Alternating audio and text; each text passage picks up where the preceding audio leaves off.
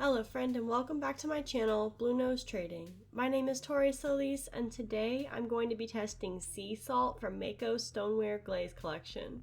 I'll be testing this glaze on 7 different clay body test tiles as well as on a textured white stoneware mug. This is a cone 6 glaze that is lead free, non-toxic, and listed by the manufacturer as dinnerware safe.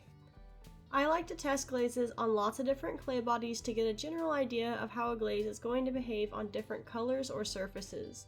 Everyone out there is working with different kinds of clay, and maybe one of these tiles can help you guess at what might happen for you.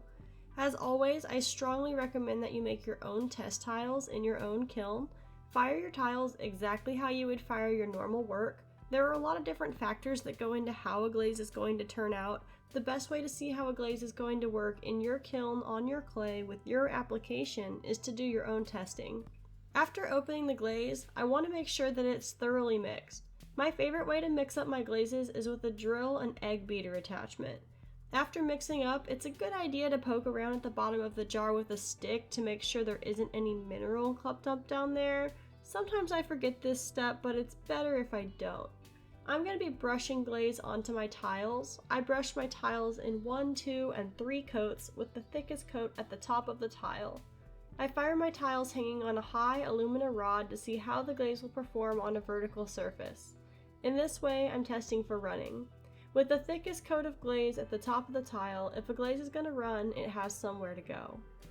This glaze has chunks of what I would assume to be centered bits of a different glaze inside of it. Essentially, my guess is that this is a base white glaze with the crushed up bits of green glaze in it. The green glaze is chunky in the glaze, a lot like rock salt. Anywhere where I place the chunky bits, I'm going to get the green spots on this piece. So more chunky bits means more green spots. This is a cool way to add additional interest to a glaze, and it's my first time testing a glaze of this nature on my channel. The process of centering involved heating a compound enough to combine the materials without melting them fully. Just to dive a little deeper, the crystals in this glaze are not grown like you would grow crystals in other types of glazes. Instead, a different glaze was mixed, heated to a much lower temperature to form a coherent mass, which is then crushed and added to the fluid base glaze. When those chunky bits melt, they form spots of centered glaze that can sometimes replicate the visual appearance of crystalline glazes. Looking at this textured white stoneware mug, we can see that this glaze has a soft eggshell finish. The color is so soft and bright in the sunlight it almost seems to glow in the video. The overall surface is smooth, showing no visible brush marks. The green flecks of the glaze from the chunky bits are very subtle sage green.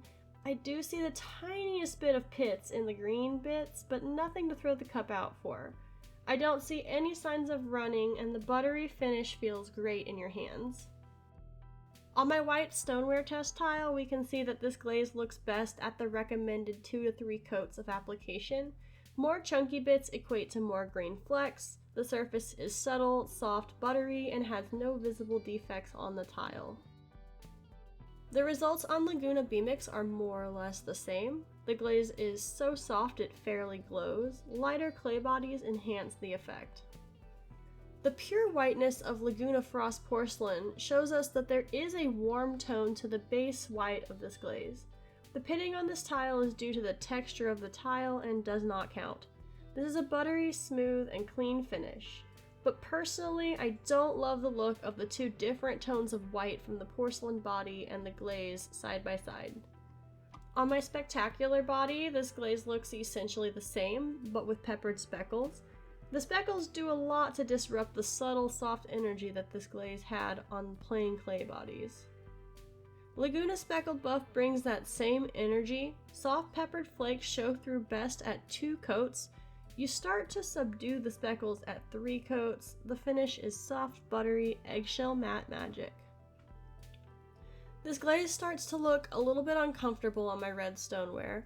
It still fits, but we don't have as perfect of a buttery smooth surface. There's a lot more texture on the surface. 3 coats seems to look best on this tile in my opinion.